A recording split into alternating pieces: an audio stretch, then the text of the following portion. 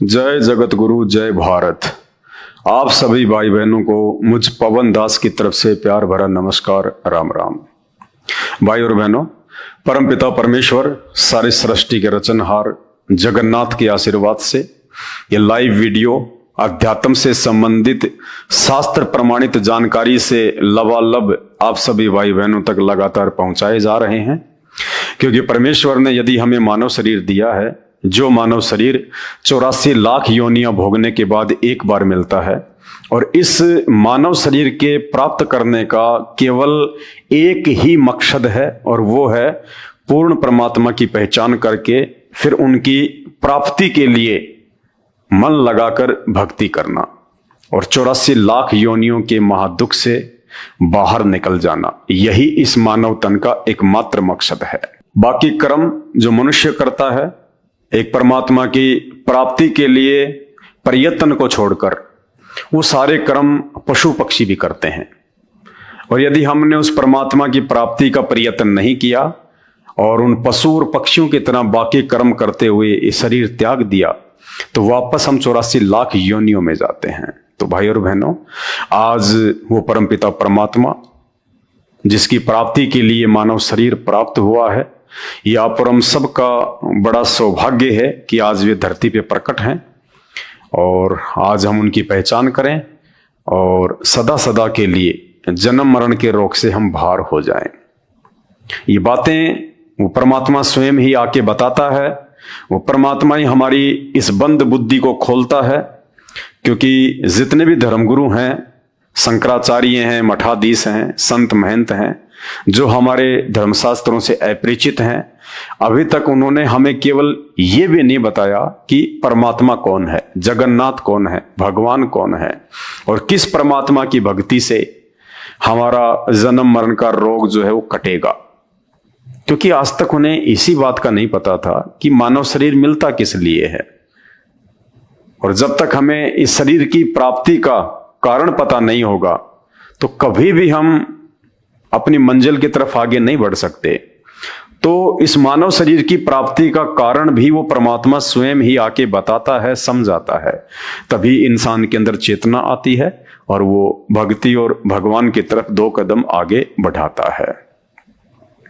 अब सबसे बड़ी समस्या हमारे सामने जो आती है वो ये है कि यदि ये मानव शरीर परमात्मा प्राप्ति के लिए ही मिला है, वरना इसका दूसरा कोई मकसद नहीं है, तो फिर वो परमात्मा कौन है जिसको प्राप्त करके हम सदा सदा के लिए उसके लोक में चले जाएं, सर्व सुख भोगें, वापस हमें इस गंदे लोक में, इस मृत लोक में ना आना पड़े, गधे कुत्ते सूअर के शरीर धारण ना करना पड़े, ये दुख और परेशानियों का सामना ना करना पड़े। वो एक परमात्मा, एक जगन्नाथ कौन है? तो भाई और बहनों, उस एक जगन्नाथ की जानकारी भी वो जगन्नाथ स्वयं ही तत्वदर्शी संत बन के इस पृथ्वी पे आके हम मानव शरीरधारी प्राणियों को सत्संग करके समझाता है। और आप और हमारा ये परम सौभाग्य है कि आज वो जगन्नाथ, वो सारी सृष्टि का मालिक, 8 सितंबर 1951 से हरियाणा में भारतवर्ष की पावन भूमि पे आप और हमारी तरह एक मानव शरीर में, एक संत रूप में प्रकट हैं। और आज का वीडियो हम उन्हीं के नाम से शुरू करते हैं। परमपिता परमात्मा, सारी सृष्टि के रचनहार, कुल मालिक, असंख्य ब्रह्मांडों के स्वामी, जगत गुरु, तीनों लोकों में प्रवेश करके सबका पालन पोषण करने वाले राजाधिराज, आत्माधार, नाथों के नाथ, देवों के देव महादेव, सर्वेश्वर महेश्वर, मृत्युंजय, अजरो अमर, आदि अनादि, सनातनी प्रभु, जगत पिता जगदीश्वर, 1008 की उपाधि के वास्तविक अधिकारी, अकाल मूर्त, शब्द स्वरूपी राम, वासुदेव, सर्वगतम ब्रह्म, परम पूज्य, प्रथम पूज्य, परम पुरुष, परम धनी, परम दयालु, परम संत, अल्लाह कबीर, अल्लाह ताला, जगत के तारणहार, जगत के मुक्तिदाता, जगन्नाथ, संत शिरोमणि सतगुरु रामपाल जी भगवान के चरण कमल में आप और हम सभी भाई बहनों का अनंत कोटि दंडोत प्रणाम। भाई और बहनों, जगन्नाथ की प्राप्ति से पहले हमें जगन्नाथ की परिभाषा का ज्ञान होना चाहिए। जगन्नाथ कहते किसे हैं?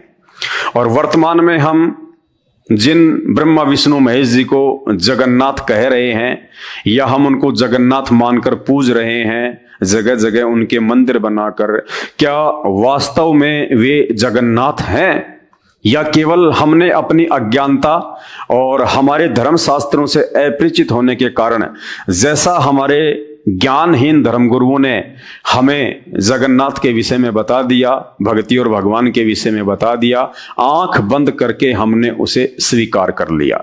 तो सत्यता क्या है? जगन्नाथ की परिभाषा क्या है?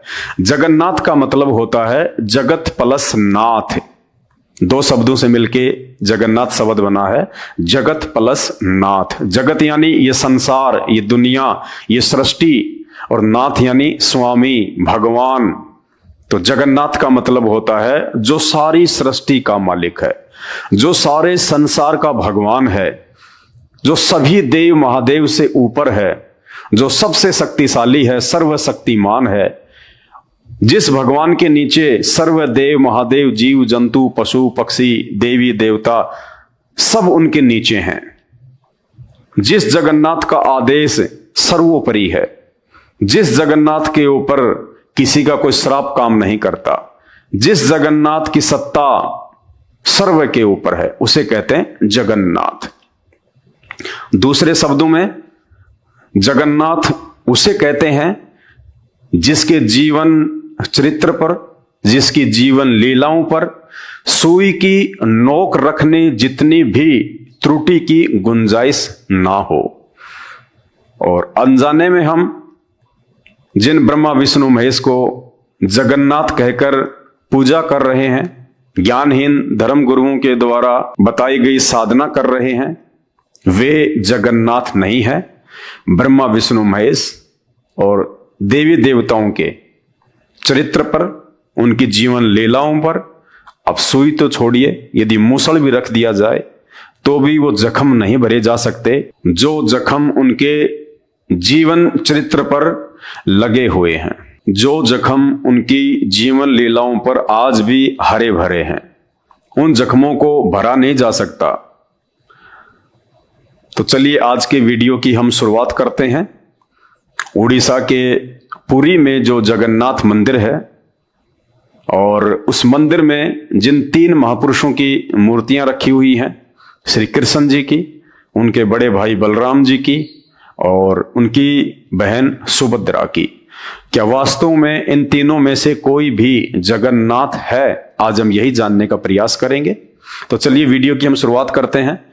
और ये दैनिक भास्कर का एक ऐड है 7/6/2023 का, और इसमें लिखा है लू लगने से भगवान बीमार, 15 दिन बंद रहेंगे मंदिर के कपाट। जी हां, उड़ीसा के पुरी में जगन्नाथ मंदिर में लू लगने से जगन्नाथ भगवान बीमार पड़ गए और 15 दिन तक वो स्वस्थ नहीं हो पाएंगे, और श्रद्धालुओं के लिए मंदिर के जो कपाट हैं वो बंद कर दिए गए हैं। भाई और बहनों, क्या यह संभव है कि भगवान बीमार होते हैं, भगवान को भी लू लगती है, भगवान भी अस्वस्थ हो जाते हैं?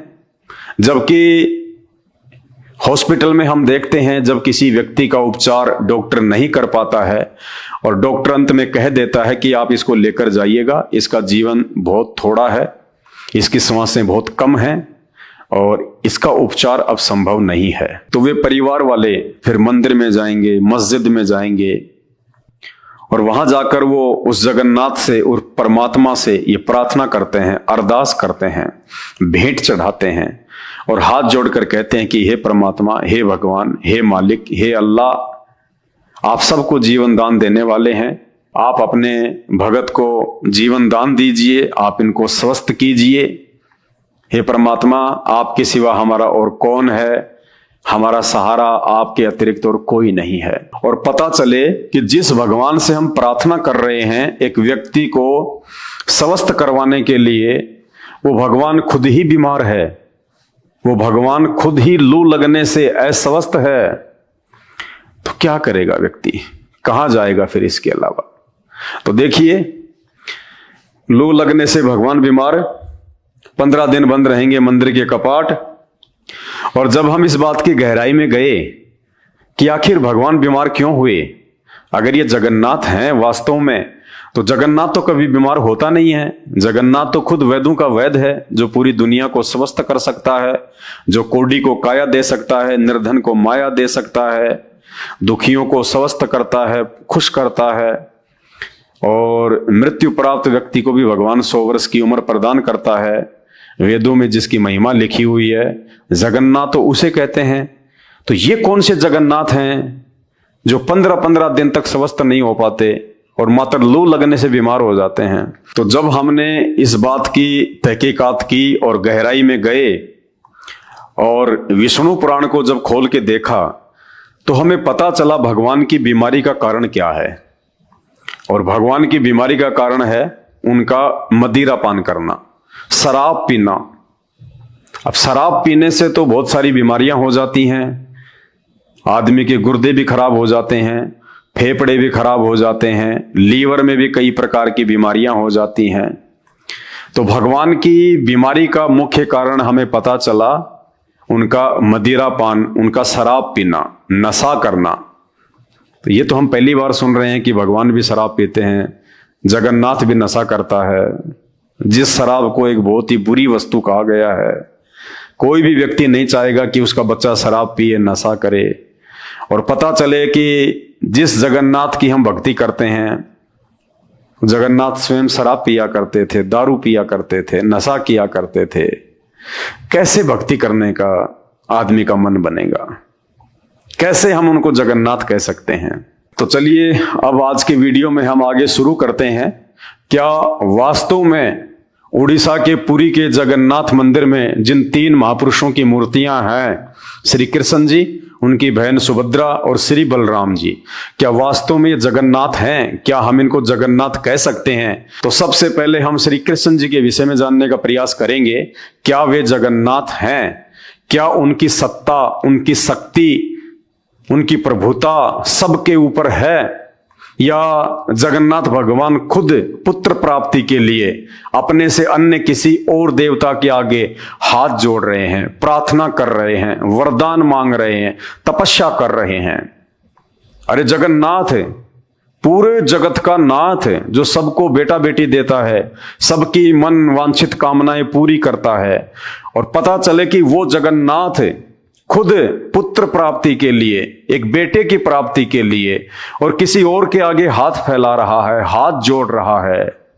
तो हम कैसे उनको जगन्नाथ कह सकते हैं? जगन्नाथ तो दुनिया को बेटा देता है, जगन्नाथ तो बांझ की गोद हरी भरी करता है, और जगन्नाथ खुद पुत्र प्राप्ति के लिए किसी और से प्रार्थना कर रहा है। तो ये बातें हमें सोचने पे विवश करती हैं। तो चलिए आज हम शुरू करते हैं श्री कृष्ण जी से कि वे कहां तक के जगन्नाथ हैं। और इस बात का हमें पता चलेगा श्रीमद् देवी भागवत से। ये श्रीमद् देवी भागवत महापुराण है और इसका ये पेज नंबर है 285, 285। श्री कृष्ण का शिव जी की प्रसन्नता के लिए तप करना और वर प्राप्त करना, जिन्हें हम जगन्नाथ भगवान कह रहे हैं कि श्री कृष्ण जी जगतनाथ हैं, सारे संसार के स्वामी हैं, इन्होंने सृष्टि की रचना करी है, ये सबकी मनवांछित इच्छाएं पूरी करते हैं। तो वे श्री कृष्ण जो आपको दिखाई दे रहे हैं, ये श्री कृष्ण किसी और भगवान से पुत्र प्राप्ति के लिए अरदास कर रहे हैं, प्रार्थना कर रहे हैं। ये किससे प्रार्थना कर रहे हैं, क्यों प्रार्थना कर रहे हैं, जगन्नाथ को प्रार्थना करने की आवश्यकता क्यों पड़ गई? देखिएगा, पेज नंबर 285 है। श्री कृष्ण जी का शिव जी की प्रसन्नता के लिए तप करना और वर प्राप्त करना। देखिएगा, राजा जनमेजय ने कहा, मुनिवर, आपके मुखारविंद से यह प्रसंग सुनकर मुझे महान आश्चर्य हो गया। राजा जनमेजय जी ने व्यास जी से कहा कि महाराज, आपके मुख से यह बात सुनकर कि भगवान श्री कृष्ण, जिनको जगत गुरु कहते हैं, जिनको जगत का स्वामी कहते हैं, जिनको सृष्टि का रचनहार कहते हैं, वो भगवान किसी और से एक पुत्र प्राप्ति के लिए भीख मांग रहा है, तप कर रहा है, प्रार्थना कर रहा है। ये बात सुनकर मुझे बड़ा आश्चर्य हो रहा है। जगत गुरु श्री कृष्ण में सारी शक्तियां निहित थी, फिर भी उनका पुत्र प्रसव गृह से हर लिया गया, यानी श्री कृष्ण जी का बेटा चोरी कर लिया गया। ऐसी घटना कैसे हो गई? नगर की रक्षा का समुचित प्रबंध था, सुरक्षित अंतःपुर में प्रवेश गृह की व्यवस्था थी, फिर भी संबरासुर ने भीतर प्रवेश कर उस बच्चे को कैसे हर लिया? सत्यवती नंदन व्यास जी, इसका जो कारण है वह स्पष्ट बताने की कृपया कीजिए। तो व्यास जी ने क्या कहा? व्यास जी कहते हैं, राजन, माया में अनुपम शक्ति है, मानवों को मूढ़ बना देना इसका स्वाभाविक गुण है। लोग इसे सांभवी कहते हैं। जगत में कौन ऐसा है जो इसके प्रभाव में न आया हो? मनुष्य का जन्म पाते ही सभी मानवोचित गुण उसमें आ जाते हैं। संपूर्ण गुण देह से संबंध रखते हैं। देवता अथवा दानव कोई भी इस नियम का उल्लंघन नहीं कर सकता।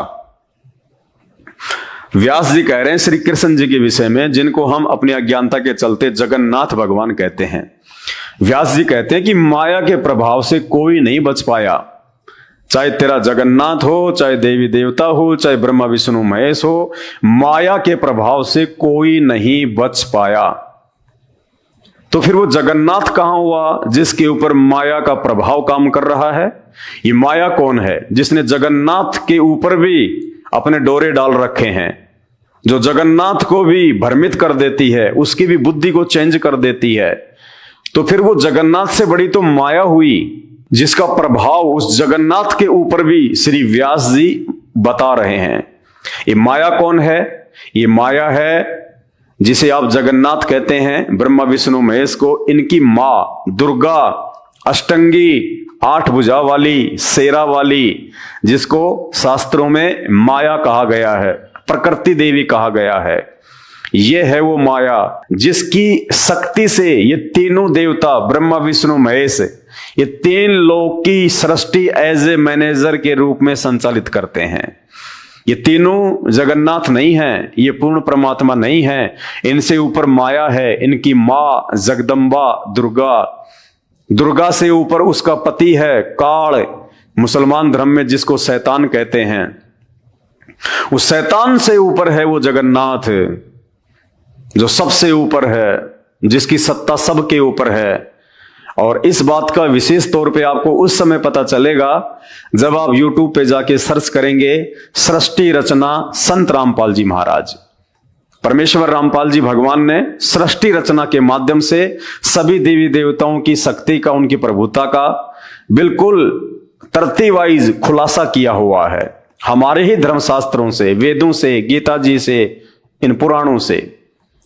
तो जब तक आप ये सृष्टि रचना को नहीं समझ लेंगे, तकरीबन 2 से 3 घंटे का वीडियो है संत रामपाल जी का, जब तक आप सृष्टि रचना को अच्छे से नहीं समझ लेंगे, नहीं जान लेंगे, आप इन प्रत्येक भगवानों की शक्ति का आइडिया नहीं लगा लेंगे, अनुमान नहीं लगा लेंगे, तब तक आप इन धर्मशास्त्रों को समझ नहीं सकते, आप इन भगवानों को नहीं समझ सकते।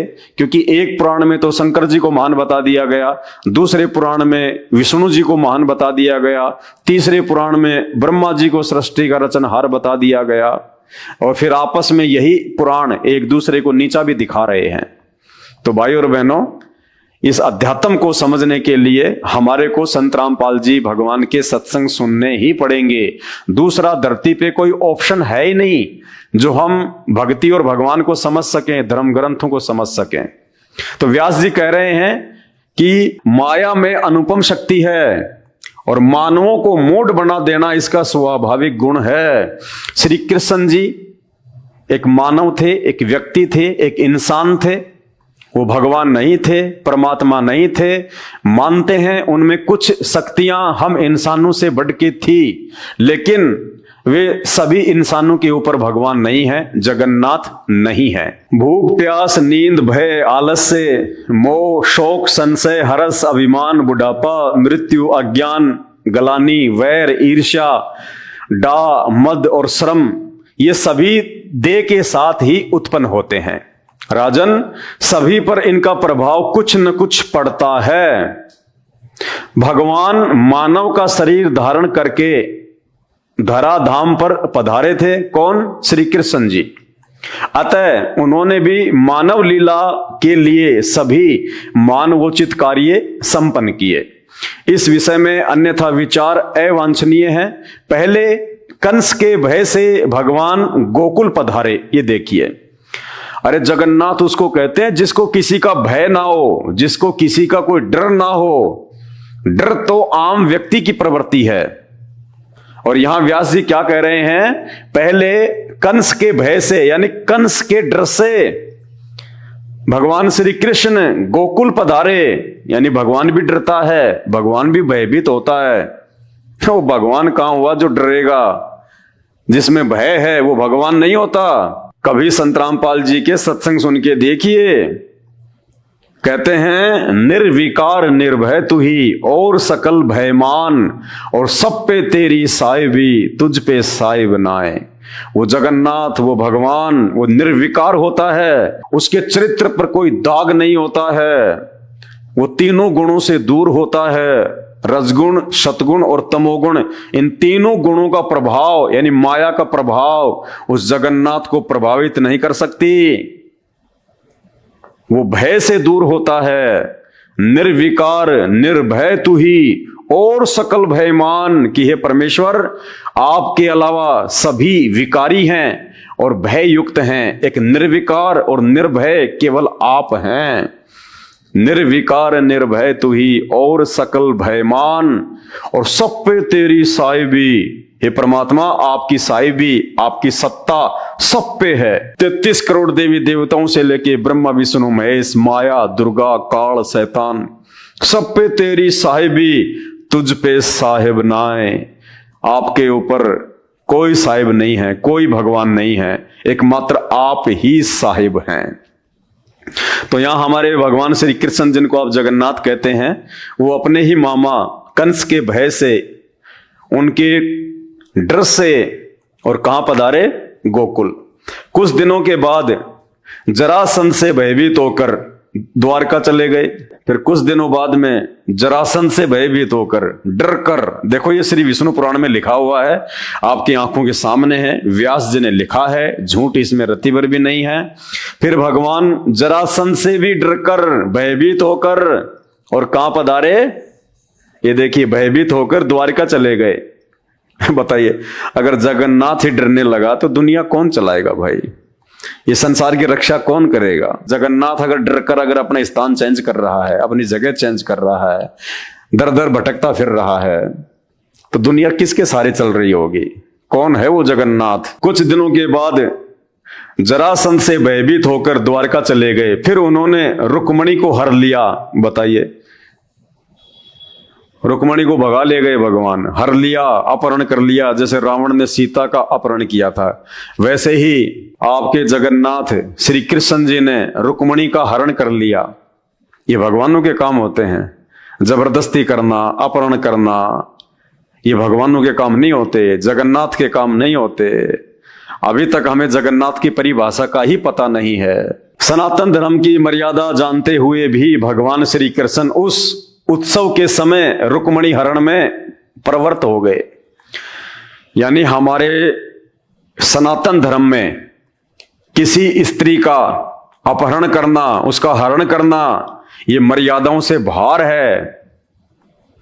तो कहते हैं सनातन धर्म की मर्यादाओं का ज्ञान होने के बाद भी जानबूझ के भगवान ने गलती करी, ये कुकर्म किया, ये गलत काम किया रुक्मणी हरण का।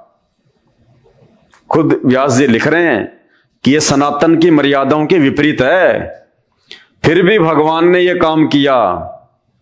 तो ये जगन्नाथ हैं जो खुद मर्यादा तोड़ रहे हैं। अरे इसकी भक्ति करने वाला फिर कहां से मर्यादा निभाएगा?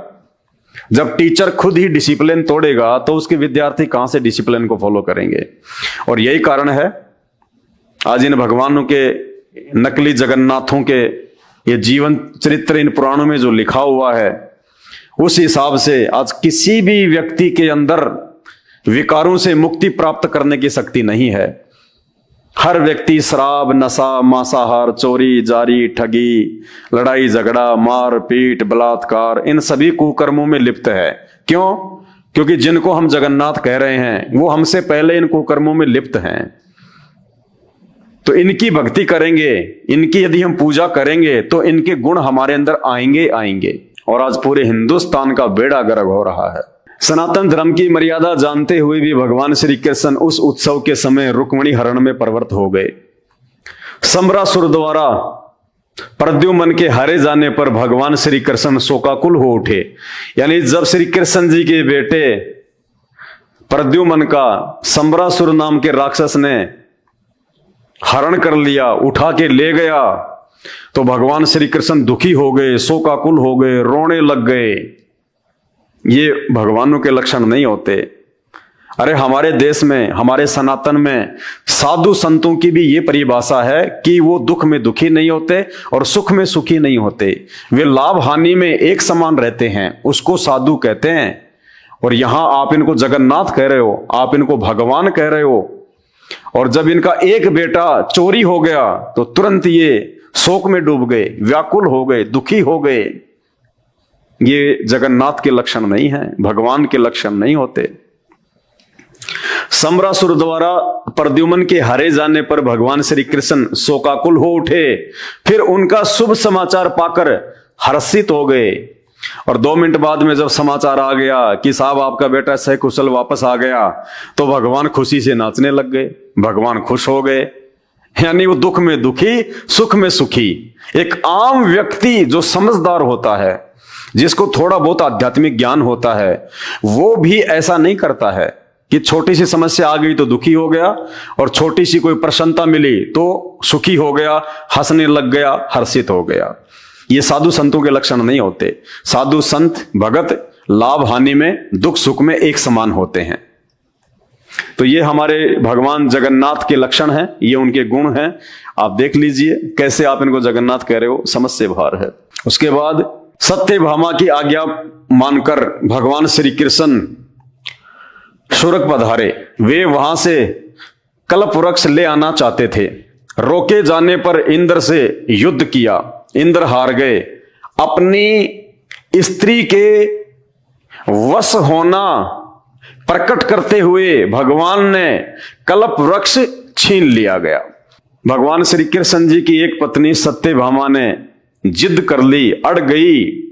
जैसे सीता जी वनवास के दौरान सोने के हिरण को देख के रामचंद्र जी से अड़ गई कि मुझे चाहिए, उसी प्रकार सत्यभामा भी श्री कृष्ण जी से अड़ गई कि मुझे कल्प वृक्ष चाहिए, वो देवताओं का पेड़ चाहिए मुझे। तो श्री कृष्ण भगवान अपनी स्त्री के वश होकर, देखिए लिखा हुआ है, सत्यभामा की आज्ञा मानकर भगवान श्री कृष्ण शुरक पधारे। वे वहां से कल्प वृक्ष ले आना चाहते थे। रोके जाने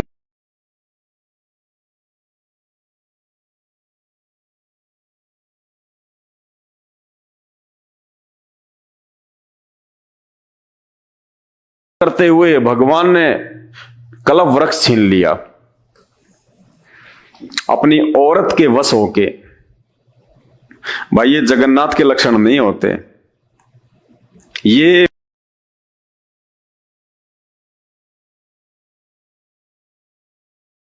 भगवान के लक्षण नहीं होते, सारी सृष्टि को रचने वाले के लक्षण नहीं होते। अपनी स्त्री के वश होकर तो श्री कृष्ण जी से बड़ी तो सत्यभामा हो गई। भाई और बहनों, विचार करो इन बातों पे। ये राम श्री कृष्ण, इनका जो जीवन है वो केवल आप और हम इंसानों की तरह था। और जिस समय इन्होंने ये बड़े बड़े काम किए जिनको आज हम चमत्कार कह रहे हैं, उस समय तो आम साधु संत महात्मा ये चमत्कार जो है वो कर दिया करता था, कोई बड़ी बात नहीं थी। त्रेता में श्री रामचंद्र जी आए तो उस समय तो हर कोई चमत्कार करता था। क्या बाली के पास चमत्कार नहीं थे? बाली के सामने कोई एकल युद्ध नहीं कर सकता था, उसके आमने सामने होके कोई लड़ाई नहीं कर सकता था। सामने वाले की आदि शक्ति उस बाली के अंदर आ जाती थी। रावण अपनी सिद्धि शक्ति से सेना को आकाश में उड़ा ले जाता था।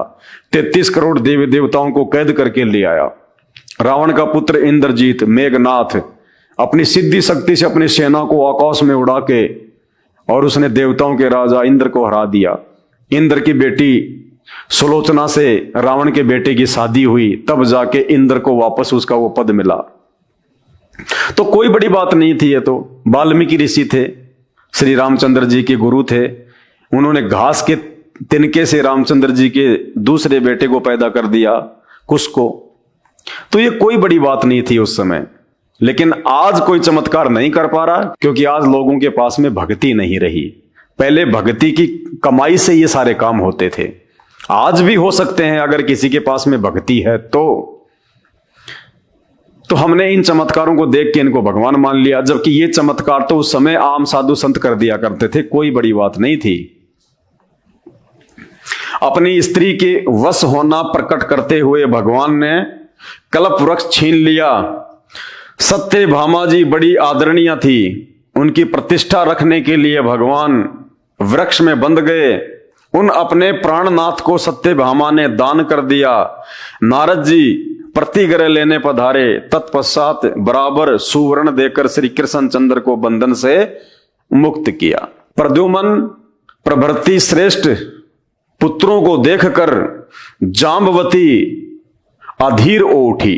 अब श्री कृष्ण जी की, जगन्नाथ भगवान की दूसरी पत्नी कौन? जाम्बवती।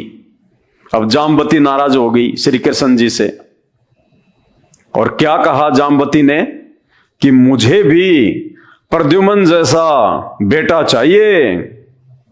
सत्यभामा से जो प्रद्युम्न का जन्म हुआ था, तो जाम्बवती कहने लगी कि मुझे भी प्रद्युम्न जैसा बेटा चाहिए। किससे कहने लगी? जगन्नाथ से, श्री कृष्ण भगवान से।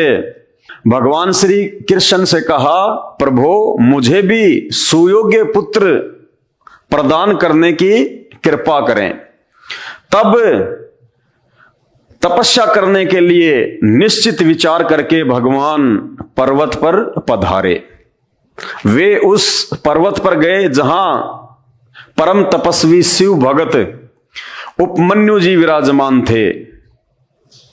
पुत्र अभिलाषी भगवान श्री कृष्ण ने उस महाभाग मुनि को गुरु बनाकर उनसे शैवी दीक्षा ग्रहण की और वहीं रहकर कठिन तपस्या आरंभ कर दी। ये भगवान श्री कृष्ण जी, इन्होंने पुत्र प्राप्ति के लिए, एक बेटे की प्राप्ति के लिए और पहाड़ पे जाके तपस्या करनी शुरू कर दी जगन्नाथ ने। फिर क्या होता है? तपस्या करने पर छठे महीने में भगवान शंकर प्रसन्न हो गए। कौन प्रसन्न हो गए? भगवान शंकर। सौम्य वेश में पधार कर उन्होंने साक्षात दर्शन दिए। उस समय द्वितीया के चंद्रमा को मस्तक पर धारण किए हुए भूत भावन भगवान शंकर बैल की सवारी पर वहां पधारे। भगवान शंकर ने महामना श्री कृष्ण को संबोधित करते हुए कहा, यदुकुल को आनंदित करने वाले महामते श्री कृष्ण, मैं तुम्हारी उत्तम तपस्या से प्रसन्न हो गया। तुम अभिलषित वर मांगो। जगन्नाथ को कह रहे हैं शंकर जी कि तेरी तपस्या से मैं प्रसन्न हो गया, वरदान मांगो, भीख मांगो। हर जगन्नाथ अब भीख मांगेगा। श्री कृष्ण जी अब शंकर जी से भीख मांगेंगे। बताइए ये काहे के जगन्नाथ हैं भाई? ये कैसे जगन्नाथ हो गए? जगन्नाथ तो लोगों को देता है। जगन्नाथ से तो पूरी दुनिया भीख मांगती है। जगन्नाथ किसी के आगे हाथ नहीं फैलाता, और वो भी पुत्र प्राप्ति के लिए। तो भाई और बहनों, ये जगन्नाथ नहीं है। जगन्नाथ की डेफिनेशन तो हमें आज तक इन नकली गुरुओं ने बताई नहीं, क्योंकि उनको खुद नहीं पता। ये जगन्नाथ की परिभाषा भी आज संत रामपाल जी ने आके बताई है कि जगन्नाथ किसे कहते हैं? जगत का नाथ, जिससे ऊपर कोई ना हो, जिसको किसी के आगे हाथ फैलाने की आवश्यकता ना पड़े, उसे कहते हैं जगन्नाथ। जो पूरी दुनिया को पुत्र देता है। और यहां आपके जगन्नाथ खुद एक पुत्र प्राप्ति के लिए भीख मांग रहे हैं। यदुकुल को आनंदित करने वाले महामते श्री कृष्ण, मैं तुम्हारी उत्तम तपस्या से प्रसन्न हो गया। तुम अभिलषित वर मांगो, मैं देने को तैयार हूं। मेरा सामने आ जाना संपूर्ण कामनाओं की सिद्धि का सूचक है। अब कोई भी मनोरथ शेष नहीं रह सकता।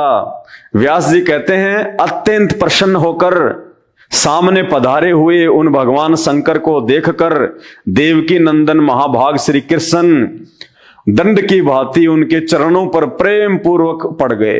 बताओ, जगन्नाथ और शंकर जी के पैरों में पड़ रहा है, दंडवत कर रहा है। अरे जगन्नाथ किसी के पैरों में नहीं पड़ता, दुनिया जगन्नाथ के पैरों में पड़ती है भाई। और जो दुनिया के पैरों में पड़ जाए, जो किसी और के पैरों में पड़ जाए पुत्र प्राप्ति के लिए, उसको जगन्नाथ नहीं कहा जा सकता। फिर मेघ के समान गंभीर वाणी से उन्होंने भगवान शंकर की स्तुति की, प्रार्थना करने लगे भगवान शंकर से हाथ जोड़ के। व्यास जी कहते हैं भगवान श्री कृष्ण अपना मनोभाव व्यक्त कर रहे थे, अभी बात समाप्त नहीं हुई थी कि भगवान शंकर ने उत्तर देना आरंभ कर दिया। और क्या कहा भगवान शंकर ने? शत्रुसूदन श्री कृष्ण, तुम्हें बहुत से पुत्र होंगे, 16,050 तुम्हारी स्त्रियां होंगी, प्रत्येक स्त्री से 10-10 बालक होंगे, सब में असीम बल होगा। यूं कहकर प्रिय दर्शन भगवान शंकर चुप हो गए। महाभाग श्री कृष्ण हाथ जोड़े खड़े रहे, जगन्नाथ हाथ जोड़ के खड़े रहे और शंकर जी उनको आशीर्वाद दे गए कि 16,000 तुम्हारी औरतें होंगी, हर एक औरत से तुम्हारे को 10-10 बलवान जो है वो पुत्र प्राप्त होंगे। यानी श्री कृष्ण जी को जो पुत्र प्राप्त थे वो उनकी अपनी शक्ति और अपनी सामर्थ्य से नहीं थे, वो भी शंकर जी के वरदान से उनको पुत्र प्राप्त हुए थे। तो भाई और बहनों, ये जगन्नाथ नहीं है, ये परमात्मा नहीं है, ये तो बहुत छोटी शक्ति है। जब आप संत रामपाल जी के YouTube पे जाके सत्संग सुनोगे, सृष्टि रचना सुनोगे, तो पूरा का पूरा निष्कर्ष आपके सामने आ जाएगा इन भगवानों का, इनकी शक्तियों का। ये कहां तक के जगन्नाथ हैं, कहां तक इनकी शक्ति है। ये श्री कृष्ण जी खुद, जिस दिन इनका ये विष्णु पद समाप्त हो जाएगा, ये सदा विष्णु नहीं रहेंगे, आत्माएं चेंज होती रहती हैं। जिस दिन इनके पुण्य समाप्त होंगे, इनको विष्णु के पद से इनके पिता के द्वारा, शैतान के द्वारा हटा दिया जाएगा और इनको 84 लाख योनियों में डाल दिया जाएगा और विष्णु के पद पे किसी अन्य भक्ति युक्त आत्मा को बैठा दिया जाएगा। जब आप सृष्टि रचना को सुनना शुरू करेंगे तब आपकी आंखें खुलेंगी। भगवती पार्वती उनसे कहने लगी, महाभाव श्री कृष्ण, इस जगत में मानवों के सिरमौर बनकर तुम विराजमान रहोगे, उच्च श्रेणी की गृहस्थी में तुम्हारा वास होगा। जनार्दन, 100 वर्ष तक सुखमय जीवन व्यतीत करने के पश्चात ब्राह्मण एवं गांधारी के शाप से तुम्हारे कुल का संहार हो जाएगा। उसके बाद में शंकर भगवान की पत्नी पार्वती ने भी उनको एक श्राप दे दिया, आशीर्वाद दे दिया कि भाई 100 साल तक तो आप अच्छी तरीके से रहोगे, खाओगे, पियोगे, लेकिन 100 साल के बाद में गांधारी के श्राप के कारण तुम्हारे खानदान का, तुम्हारे यादव कुल का सत्यानाश हो जाएगा, संहार हो जाएगा। बताइए, अब ये काहे की जगन्नाथ है भाई? जगन्नाथ को श्राप नहीं लगता, जगन्नाथ के खानदान को कोई समाप्त नहीं कर सकता। ये जगन्नाथ हैं। पार्वती इनसे कह रही है कि गांधारी के श्राप के कारण तुम्हारा कुल सत्यानाश हो जाएगा। गांधारी कौन थी? वो तो भगवान नहीं थी, जगन्नाथ नहीं थी, अंधे धृतराष्ट्र की औरत थी, दुर्योधन की मां थी। वो तो एक इंसान थी।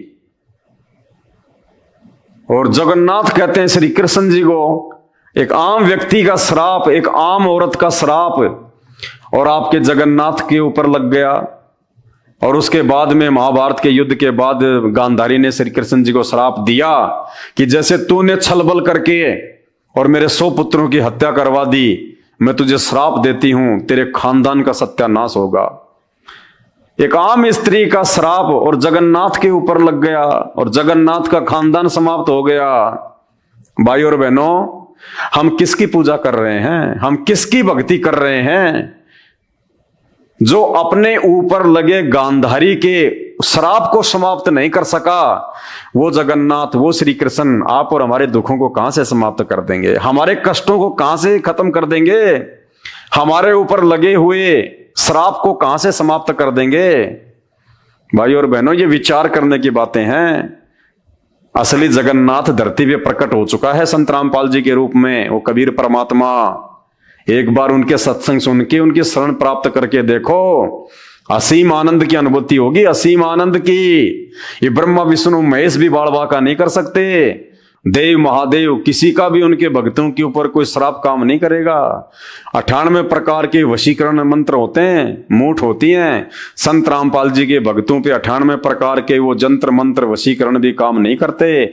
भूत प्रेत जादू जंत्र मंत्र टोटके कुछ काम नहीं करते संत रामपाल जी के भक्तों के ऊपर, चाहे कोई कितना प्रयास करके क्यों ना देख ले।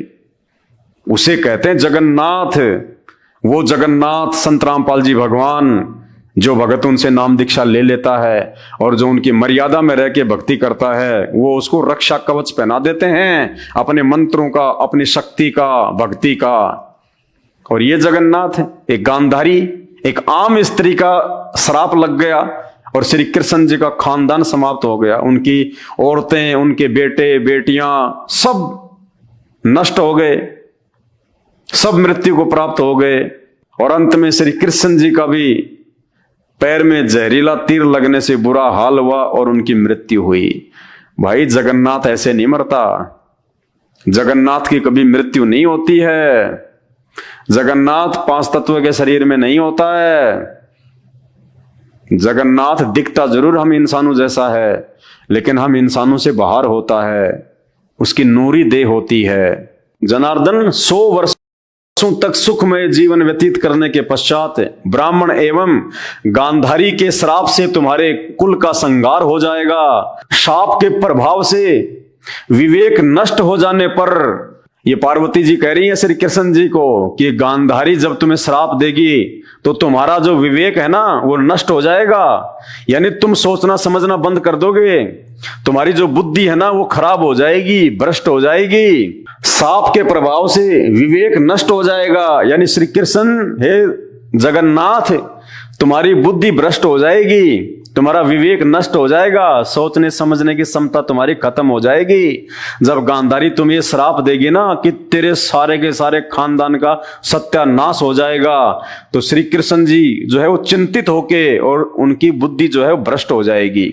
साप के प्रभाव से विवेक नष्ट हो जाने के कारण तुम्हारे सभी पुत्र सम्रागण में उपस्थित होकर आपस में ही लड़कर मिट जाएंगे।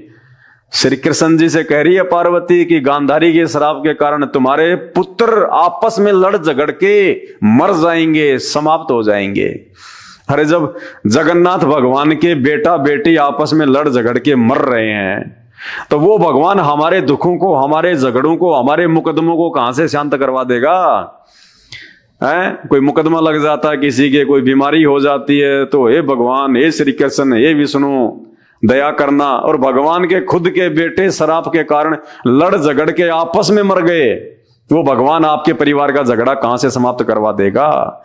ये श्री कृष्ण जी जगन्नाथ नहीं है, ये ब्रह्मा विष्णु महेश जगन्नाथ नहीं है। तुम्हारे सभी पुत्र सम्रागण में उपस्थित होकर आपस में ही लड़कर मर मिटेंगे, साथ ही अन्य संपूर्ण यादवों की सत्ता नष्ट हो जाएगी और तुम्हारा कुल जो 56 करोड़ यादव हैं वो भी आपस में लड़ झगड़ के नष्ट हो जाएंगे। तो श्री कृष्ण जी ना अपने परिवार को बचा पाए, ना अपने खानदान को बचा पाए, अपने पुत्रों को भी नहीं बचा पाए और ना ही यादवों को बचा पाए। पूरे के पूरे 56 करोड़ यादव नष्ट हो गए। तुम भी अपने भाई बलराम के साथ अपने धाम पधार जाओगे। प्रभु, यह आगे का कार्यक्रम पहले से निर्धारित है, इस विषय को लेकर कभी चिंतित नहीं होना चाहिए। पार्वती कह रही है, हे श्री कृष्ण जी, ये तो आपके भाग्य में पहले से लिखा हुआ है, इसको लेके चिंतित मत हो जाना। अरे जगन्नाथ जो पूरी दुनिया का भाग्य लिखता है, जगन्नाथ का भाग्य किसने लिख दिया कि ये तो आपके भाग्य में पहले से लिखा हुआ है, पूर्व निर्धारित है? बताइए। तो श्री कृष्ण जी से ऊपर और कौन है, श्री विष्णु से ऊपर और कौन है जिसका भाग्य उसने लिखा और वैसा ही होगा? अपने भाग्य में लिखे हुए को श्री कृष्ण जी, जिसको आप जगन्नाथ कहते हैं, वो काट नहीं सकता, समाप्त नहीं कर सकता। तो ये काहे के भगवान? जिस भगवान का भाग्य भी कोई और लिख रहा है तो वो काहे का जगन्नाथ। तो भाई और बहनों, जगन्नाथ तो दुनिया का भाग्य लिखता है। जगन्नाथ का भाग्य लिखने की समर्थता इस ब्रह्मांड में नहीं है किसी की। तो ये जगन्नाथ नहीं है। व्यास जी कहते हैं, इस प्रकार कहकर भगवान शंकर उमा एवं देव वृंद के साथ अंतर ध्यान हो गए। तो ये भगवान है, जगन्नाथ हैं, जो श्री शंकर जी के आगे पुत्र प्राप्ति के लिए हाथ फैला रहे हैं। तो भाई और बहनों, जगन्नाथ को पहचानो, ये जगन्नाथ नहीं है।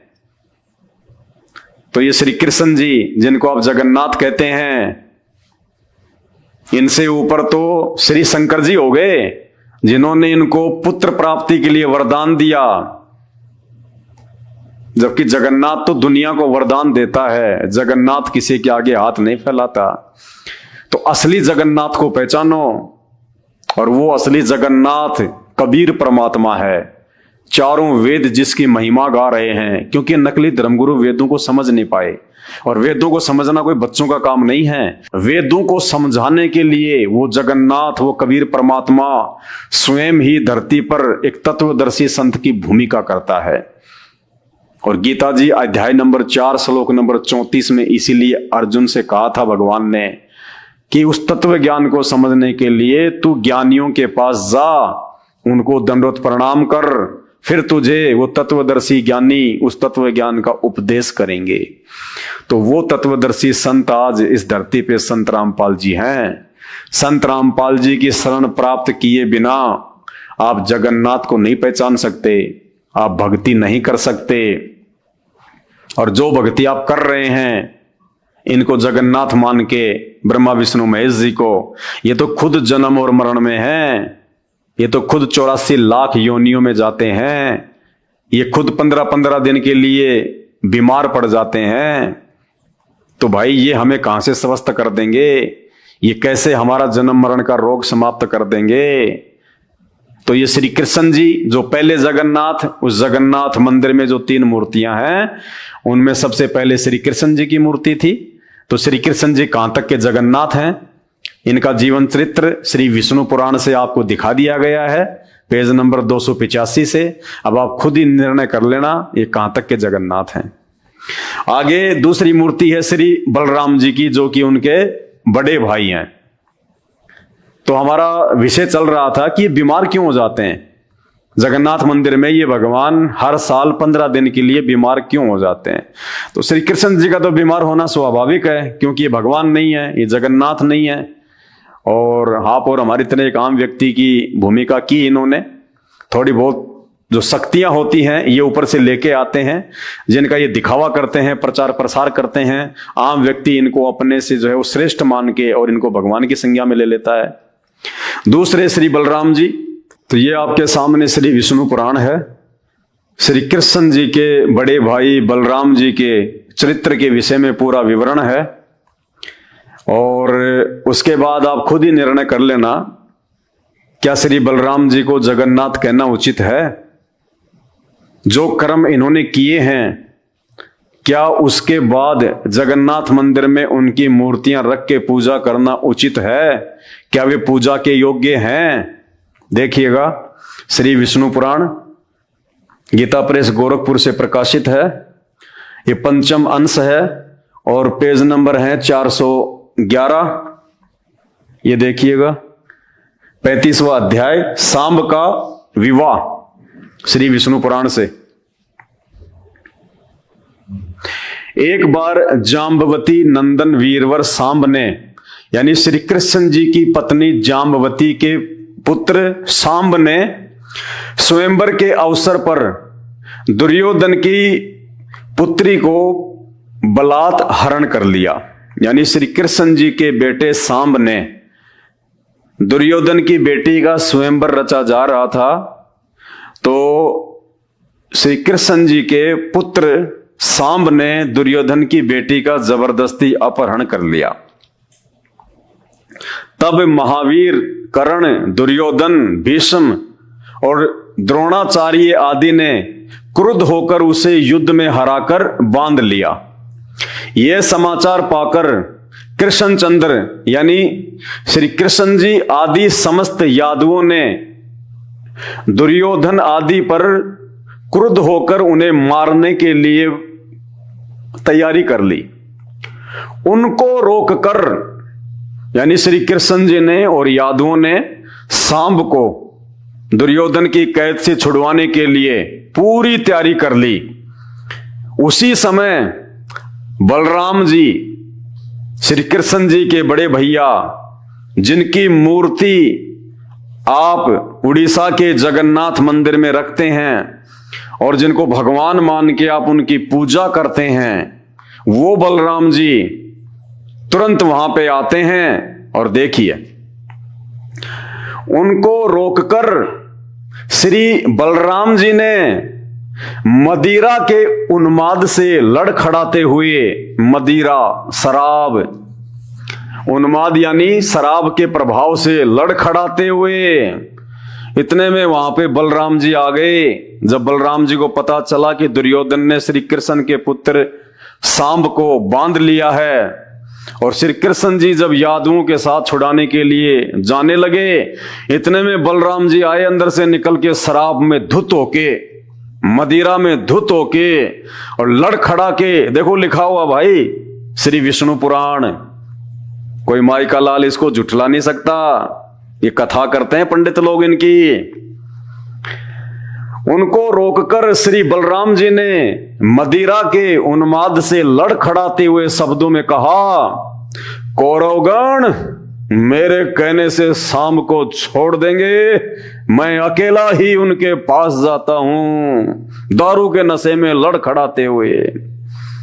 बताइए, एक शराबी व्यक्ति की मूर्ति आप मंदिर में रखते हैं, एक पवित्र जगह कहा जाता है मंदिर को, और मंदिर वो भी छोटा मोटा नहीं, जगन्नाथपुरी का मंदिर, और उस मंदिर में आप पूजा किसकी कर रहे हैं? एक शराबी की, एक नशेड़ी व्यक्ति की।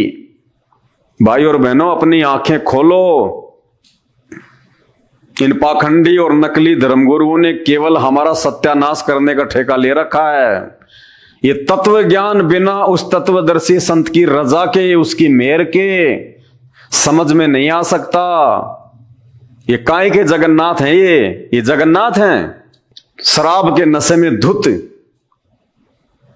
भाई ये राजा थे, और राजा सारे उल्टे कुकर्म करते हैं। इन्होंने भी वही किया अपने जीवन काल में। इन्होंने सिवाय शराब और कबाब के, लड़ाई झगड़ों के, मार पीट के, इन्होंने कुछ नहीं किया, कोई धर्म का काम नहीं किया। ये एक राजा के लड़के थे, खुद फिर राजा बन गए श्री कृष्ण और बलराम, और इन्होंने वो किए जो राजाओं के लड़के किया करते हैं। और आज इनकी हम मंदिरों में मूर्तियां रख के पूज रहे हैं। शर्म आनी चाहिए, शर्म। क्यों? क्योंकि अभी तक हमें जगन्नाथ की पहचान ही नहीं है, हमें उस एक परमात्मा की पहचान ही नहीं है। और उस परमात्मा की पहचान तत्वदर्शी संत के सत्संग सुने बिना नहीं हो सकती। और ऐसे ही आप नशेड़ियों की पूजा करते रहोगे, और क्या मिलेगा आपको फिर उनकी पूजा से? दुख, तकलीफ, अकाल मौत। और घर घर में यही हाल है।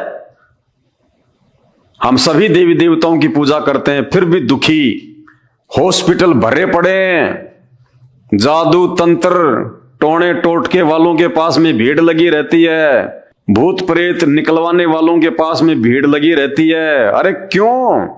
आप तो भक्ति कर रहे हो, मंदिरों में भी जाते हो, भेंट भी चढ़ाते हो, फिर क्यों तकलीफ आ रही है, क्यों दुख आ रहे हैं? भगवान की भक्ति से तो सुख मिलता है, दुख तो नकली जगन्नाथों की भक्ति से मिलता है जो आपको मिल रहा है। तो ये आपकी आंखों के सामने श्री विष्णु पुराण, और कमाल कर दिया आपने। एक नशेड़ी की मूर्ति को, एक शराबी की मूर्ति आप जगन्नाथ के मंदिर में रख के आप उसको भगवान मान के पूज रहे हैं। ये हमारी बुद्धिहीनता का परिचायक है। क्यों? क्योंकि नकली और पाखंडी धर्मगुरुओं ने हमारे इन धर्म शास्त्रों में लिखी हुई सच्चाई से दूर रखा। उस तत्व ज्ञान के अभाव में ना तो ये धर्मगुरु समझ पाए इन शास्त्रों की सच्चाई को, और जब ये खुद ही नहीं समझ पाए तो आप और हमें ये कहां से विद्वान बना देते। भाई और बहनों, आंखें खोलो। ना श्री कृष्ण जी जगन्नाथ हैं और ना उनके भाई बलराम जगन्नाथ हैं। ये तो आम व्यक्ति की तरह है, जैसे आम व्यक्ति करता है, अज्ञानी व्यक्ति। अब वो जामवती का लड़का सांब, दुर्योधन अपनी बेटी का स्वयंवर जो है वो रच रहा था। अब लड़की ने किसी और को पसंद कर लिया तो उसकी अपनी मर्जी, लेकिन श्री कृष्ण जी का लड़का अपने आप को राजा का लड़का समझ के और जबरदस्ती दुर्योधन की बेटी का हरण कर रहा है। ये एक सभ्य इंसान के लक्षण है क्या? ये तो छीना झपटी में आता है, ये तो सीना जोरी में आता है। लड़की की मर्जी, वो किसको पसंद करे और किसको पसंद नहीं करे। लेकिन सांब की भी क्या गलती है जब उसके बाप ने ही ऐसा किया था। जब श्री कृष्ण जी ने खुद रुक्मणी का हरण कर लिया, जो सनातन की मर्यादाओं के विपरीत था, तो बेटा तो वही करेगा जो बाप ने किया। तो श्री कृष्ण जी ने रुक्मणी का हरण कर लिया था और श्री कृष्ण जी के पुत्र सांब ने दुर्योधन की बेटी का अपहरण करने का प्रयास किया, तो दुर्योधन ने बांध के जेल में डाल दिया। श्री कृष्ण जी को पता चला तो मरने मारने के लिए सेना लेके, बताओ ये भगवानों के लक्षण हैं। उल्टा अपने बेटे को समझाना चाहिए था कि नालायक, तूने ऐसा काम क्यों किया, तूने उनके साथ में जबरदस्ती क्यों की, क्या तुझे शोभा देता ये? अपने पुत्र को उसके कुकर्म के लिए धमकाने के बजाय और अपने ही पुत्र का यानी अधर्म का वो पक्ष ले रहे हैं। ये भगवान है, ये जगन्नाथ हैं। और ऊपर से वो बलराम जी उनको कह रहा तुम सब यहीं रुक जाओ, मैं अकेला ही जाके ले आऊंगा। बताओ, नशे में दुत और जगन्नाथ के मंदिर में आप उनकी मूर्ति रख के और भगवान मान के पूज रहे हो। इसीलिए तो हम गधे कुत्ते सूअर बन रहे हैं मरने के बाद में, क्योंकि हमें जगन्नाथ का नहीं पता जगन्नाथ कौन है। देखिए, एक बार जाम्बवती नंदन वीरवर सांब ने स्वयंवर के अवसर पर दुर्योधन की पुत्री को बलात् हरण कर लिया। तब महावीर कर्ण, दुर्योधन, भीष्म और द्रोण ने क्रुद्ध होकर उसे युद्ध में हराकर बांध लिया। यह समाचार पाकर कृष्णचंद्र आदि समस्त यादवों ने दुर्योधन आदि पर क्रुद्ध होकर उन्हें मारने के लिए बड़ी तैयारी की। उनको रोककर श्री बलराम जी ने मदिरा के उन्माद से लड़खड़ाते हुए शब्दों में कहा, कौरवगण मेरे कहने से सांब को छोड़ देंगे, अतः मैं अकेला ही उनके पास जाता हूं। ये है इनका चरित्र, आम व्यक्ति से नीचे गिरा हुआ इनका चरित्र, जिनको आप भगवान मानते हैं। तो भाइयों, कैसे मोक्ष की प्राप्ति हो जाती? तभी तो आज ये दुनिया भर में इंसानों से ज्यादा जानवरों की संख्या है, क्योंकि जो व्यक्ति मानव शरीर प्राप्त करके एक पूर्ण परमात्मा असली जगन्नाथ की भक्ति नहीं करता, तत्वदर्शी संत को अपना गुरु धारण करके, वो फिर 84 लाख योनियों में भटकता रहता है जन्म जन्मांतर। इसलिए आज से पहले हमारे पूर्वज जो ब्रह्मा विष्णु महेश 33 करोड़ देवी देवताओं की भक्ति करते थे, मरने के बाद में वो सब 84 लाख योनियों में भटक रहे हैं। आज सुअवसर प्राप्त है, आज वो जगन्नाथ धरती पे प्रकट है, जिसको हम जगन्नाथ कह सकते हैं। ये है वो जगन्नाथ, संत रामपाल जी भगवान, पूर्ण परमात्मा, जिन्होंने वो जगन्नाथ का मंदिर बनवाया था। अभी तक आपको पूरी हिस्ट्री का भी नहीं पता है, उड़ीसा के पुरी में जगन्नाथ मंदिर की स्थापना कैसे हुई थी। अरे वहां के राजा इंद्रदमन ने तो 5 बार मंदिर बनवाया था, 5 बार। और जैसे ही मंदिर बन के तैयार होता, समुद्र आके मंदिर को ढहा जाता अपने पानी के वेग से। अगर श्री कृष्ण जी अगर जगन्नाथ थे, परमात्मा थे, समर्थ थे, तो क्यों मंदिर को टूटने दे रहे थे? राजा इंद्रदमन तो श्री कृष्ण जी का मंदिर बनवा रहा था, तो श्री कृष्ण जी अपने ही मंदिर की सुरक्षा नहीं कर पाए और 5 बार राजा इंद्रदमन ने मंदिर बनवाया और वो समुद्र उसे तोड़ डालता। अंत में वो कबीर परमात्मा, सारी सृष्टि का रचनहार, वो जगन्नाथ जिसने ब्रह्मा विष्णु महेश के बाप को, शैतान को, उस काल को वचन दिया था। काल ने परमात्मा से वरदान मांगा था कि परमात्मा द्वापर युग में मेरा पुत्र विष्णु श्री कृष्ण अवतार में धरती पे जाएगा और उसके मरने के बाद में उड़ीसा में उसके नाम से एक जगन्नाथपुरी का मंदिर बनेगा और समुद्र उस मंदिर को नहीं बनने देगा। वो प्रतिशोध लेगा समुद्र। किस बात का? कि जब वो मेरा बेटा कृष्ण त्रेता युग में रामचंद्र रूप में गया था और 14 साल का उसको वनवास हुआ, रावण उसकी पत्नी का हरण कर ले गया। अपनी पत्नी को वापस लाने के लिए, समुद्र पार करने के लिए उसने 3 दिन तक समुद्र से याचना की थी कि मुझे रास्ता दे दो, लेकिन समुद्र टस से मस नहीं हुआ। तब श्री रामचंद्र जी ने अपना अग्नि बाण निकाला और उस समुद्र को गालियां दी, नीच और गुलाम कहा।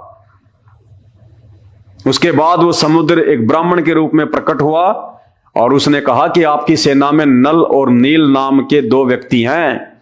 उनके हाथ में उनके गुरुदेव के द्वारा दी गई एक ऐसी शक्ति है, उनके हाथ से कोई भी वस्तु पानी में नहीं डूबती। इतना कहकर समुद्र अंतर्ध्यान हो गया। उस बात का प्रतिशोध जो श्री रामचंद्र जी ने समुद्र को गालियां दी थी जब उसने रास्ता नहीं दिया था, वो समुद्र उन गालियों का प्रतिशोध लेगा और वो फिर द्वापर में उड़ीसा में वो जगन्नाथ का मंदिर नहीं बनने देगा, बार बार उसको वो नष्ट कर देगा। तो हे परमात्मा, आप द्वापर में जगन्नाथपुरी का वो मंदिर बनवाने में सहयोग करना। तो अपने वायदे के अनुसार, अपने वचन के अनुसार उस कबीर परमात्मा ने, जो आज सतगुरु रामपाल जी के रूप में, तत्वदर्शी संत के रूप में आप और हमारा परम सौभाग्य है कि वे धरती पे प्रकट हैं, उस परमेश्वर ने वहां जाकर और वो जगन्नाथपुरी में वो मंदिर बनवाया था, समुद्र को रोका था। इंद्रदमन को कहा कि भाई ये मंदिर मैं बनवा सकता हूं, अगर तुझे बनवाना हो तो मैं वहां बैठा हूं समुद्र के पास में, आ जाना। दूसरे दिन इंद्रदमन वहां गया, परमात्मा से प्रार्थना करी और कहा कि भाई आप मंदिर बनवाओ, अब की बार ये समुद्र आपका मंदिर नहीं तोड़ सकता। और जैसे ही मंदिर बनके तैयार हुआ, उसी समय समुद्र अपने पूरे वेग से 40-50 फुट ऊंची लहरों के साथ में मंदिर को तोड़ने के लिए आगे बढ़ा। लेकिन सामने वो कबीर परमात्मा बैठे हुए थे वहां पे, जिसको कबीर चोरा भी कहते हैं। आज भी वहां पे वो यादगार है जहां बैठ के कबीर परमात्मा ने समुद्र को रोका था।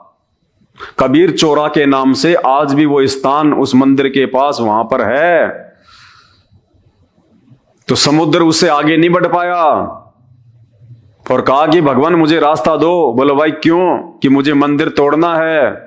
बोला क्यों तोड़ना भाई, मंदिर से तेरी क्या दुश्मनी है? बोला इसने मुझे त्रेता युग में जब ये राम रूप में आया था, विष्णु का अवतार, तो इसने मुझे गालियां दी थी, भला बुरा कहा था, मैं उसका प्रतिशोध लूंगा। तब परमात्मा ने कहा था कि भाई आप इस मंदिर को नहीं तोड़ पाओगे। बोला मुझे तोड़ना है। तो बोला तोड़ ले जाके, फिर मुझसे क्या पूछ रहा है? बोला आपकी शक्ति से मैं आगे तो नहीं बढ़ पा रहा। तो बोला तू मंदिर नहीं तोड़ पाएगा। तो बोला महाराज कोई तो उपाय बताओ अपनी बेइज्जती का बदला लेने का। तब उस कबीर परमात्मा ने कहा था कि आप इस मंदिर को तो तोड़ नहीं पाओगे, लेकिन अगर आपको बदला ही लेना है तो श्री कृष्ण जी की जो द्वारिका है उसको जाके डुबो दो पानी में पूरी, लेकिन थोड़ी बहुत छोड़ देना, ताकि आने वाले समय में ये सबूत रह जाए कि हाँ यहाँ पे कोई द्वारिका थी, वरना लोग विश्वास ही नहीं करेंगे। उसके बाद में समुद्र ने उस द्वारिका को डुबोया था। तो भाई और बहनों, इस कहानी को पूरी सुनने के लिए, इस यथार्थ सच्चाई को पूरी जानने के लिए आप YouTube पे सर्च करें संत रामपाल जी महाराज के सत्संग, सृष्टि रचना को सर्च करें। उस सृष्टि रचना में आपको इन सारी बातों का पता चलेगा कि वास्तव में असली जगन्नाथ कौन है। और असली जगन्नाथ आज ये संत रामपाल जी भगवान हैं, जिनके ऊपर किसी देव महादेव की नहीं चलती, इन्होंने ही पूरे ब्रह्मांडों को रचा है, पूरी सृष्टि को रचा है। और आज ये एक तत्वदर्शी संत की भूमिका में आप और हम सब के समक्ष प्रकट हैं, वो अद्वितीय आध्यात्मिक ज्ञान देने के लिए, जिस ज्ञान के लिए ये आत्मा युगों युगों से भटक रही है, जिस ज्ञान के अभाव में हम इन नकली भगवानों को जगन्नाथ मान के पूज रहे हैं, जिस ज्ञान के अभाव में हम जन्म और मरण के चक्कर में पड़े हुए हैं, 84 लाख योनियों में जाते हैं, दुख उठा रहे हैं। तो आज इस जगन्नाथ भगवान को पहचानो, और इनकी पहचान इनके सत्संग सुनने से होगी, इनके विचारों से होगी।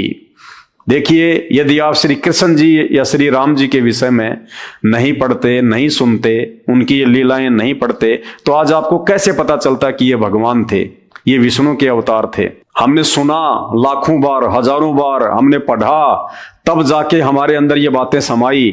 तो ऐसे ही जब तक आप संत रामपाल जी के सत्संग नहीं सुनेंगे, आप उनके विचारों से परिचित नहीं होंगे, तब तक आप किसी भी धर्म के किसी भी धर्म ग्रंथ को और उन धर्म ग्रंथों में लिखी हुई इन बातों को समझ ही नहीं पाएंगे, आप निष्कर्ष निकाल ही नहीं पाएंगे। इन शास्त्रों को पढ़ते हुए हजारों साल हो गए हमारे धर्म गुरुओं को, आज तक ये हमारे को इन शास्त्रों से 33 करोड़ देवी देवताओं से, ब्रह्मा विष्णु महेश से एक भगवान निकाल के नहीं दे पाए कि इन सबसे ऊपर एक परमात्मा कौन है, वो असल में जगन्नाथ कौन है, जिसकी सत्ता सबके ऊपर है, जिसकी प्रभुता सबके ऊपर है। और उस जगन्नाथ की यदि हम शरण में आ जाएं तो हमारा बेड़ा पार हो सकता है, हमारा जन्म मरण का ये असाध्य रोग समाप्त हो सकता है। हम 84 लाख योनियों में पशु पक्षी ना बनकर सदा के लिए उस परमेश्वर के लोक में जाके शाश्वत सुख प्राप्त कर सकते हैं, जहां जाने के बाद में ना कभी मृत्यु होती है, ना कभी बुढ़ापा आता है, ना कभी शरीर में कोई रोग होता है, क्योंकि बॉडी ऐसी रहेगी, लेकिन ये 5 तत्व का शरीर नहीं होगा, हार्ड मास का नहीं होगा, नूरी तत्व का शरीर मिलेगा वहां पे। तो भाई और बहनों, प्रार्थना है, विनती है, परमात्मा धरती पे आए हुए हैं, आप मानो या ना मानो, कोई भी महापुरुष जब इस धरती पे आता है, आप श्री रामचंद्र जी को ही ले लीजिए जो कि विष्णु के अवतार थे, किसने उस समय उनको भगवान माना? किसी ने नहीं माना। उनके परिवार ने भी उनको श्री विष्णु का अवतार नहीं माना। ऐसे ही द्वापर में श्री कृष्ण जी आए थे, उनके खुद के परिवार ने, रिश्तेदारों ने भी उनको श्री कृष्ण नहीं माना, उनको अवतार नहीं माना। उनके साथ में लड़ते रहे, झगड़ते रहे आजीवन, बेचारे को मथुरा छोड़ के द्वारिका जाना पड़ा लड़ाई झगड़ों से तंग आकर। और आज उनके शरीर छोड़ने के बाद में हजारों लाखों वर्ष बाद आज उनको भगवान मान के उनके मंदिर बना रहे हैं, उनकी मूर्तियां लगा रहे हैं। आज हमें क्या लाभ देंगे? वो मूर्ति हमें क्या लाभ देगी? वो बेजान मूर्ति, वो मुर्दा, ना बोल सकती, ना सुन सकती, ना चल सकती, आज क्या फायदा देगी वो मूर्ति हमें? अरे डॉक्टर के मरने के बाद उसकी मूर्ति हॉस्पिटल में लगा दी जाए, क्या कोई रोगी उस मूर्ति से अपना इलाज करवा सकता है? नहीं करवा सकता। वो तो जब डॉक्टर जीवित था वो ही उपचार कर सकता था। तो जिस समय ये राम श्री कृष्ण जी थे और जितनी इनके पास में शक्ति थी, पावर थी, जितना ये लोगों का भला कर सकते थे, उतना भला भी ये उसी समय कर सकते थे, आज नहीं कर सकते।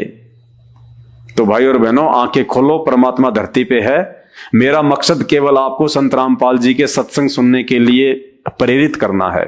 आप एक बार उनके सत्संग सुने, आपको खुद ब खुद ये महसूस हो जाएगा कि हाँ, ये कोई परम शक्ति है। और जब आप ध्यान से सत्संग सुनेंगे फिर तो सब कुछ पता चल जाएगा कि धरती पे एकमात्र जगन्नाथ संत रामपाल जी भगवान है। और आने वाले समय में तो सबको पता चलेगा, पूरी दुनिया को पता चलेगा, पूरा ब्रह्मांड संत रामपाल जी की समर्थता को देखेगा। क्योंकि आने वाला समय बहुत भयंकर है, विनाशकारी है, प्राकृतिक उथल पुथल का समय है, महामारियों का समय है। उस समय आम व्यक्ति दौड़ेगा कि कौन है वो परमात्मा, कौन है वो भगवान जो मुझे इस विपत्ति से बाहर निकाल दे। उस समय आपके ये पत्थरों के देव महादेव भी फैल हो जाएंगे। उस समय संत रामपाल जी एकमात्र शेष बचेंगे दुनिया में, और दुनिया दौड़ दौड़ के इनके कदमों में आएगी, दौड़ दौड़ के। 2028 तक का खेल है ये, 2028 तक का।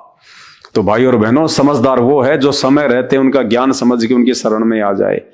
अरे ठोकर लगने के बाद तो पूरी दुनिया ही संभल जाती है। समझदार वो है जो दूसरों की ठोकर से समझ जाए। तो इन भगवानों का जीवन चरित्र आपको इन्हीं के ग्रंथों से, श्रीमद् देवी भागवत से, श्री विष्णु पुराण से आपको दिखा दिया गया है। श्री कृष्ण जी कहां तक जगन्नाथ हैं, जो एक पुत्र प्राप्ति के लिए शंकर जी के आगे हाथ फैला रहे हैं, तपस्या कर रहे हैं, विनती कर रहे हैं। एक गांधारी, एक आम स्त्री के श्राप के कारण श्री कृष्ण जी का पूरा परिवार नष्ट हो गया, यादव कुल नष्ट हो गया, वो अपने परिवार को नहीं बचा पाए।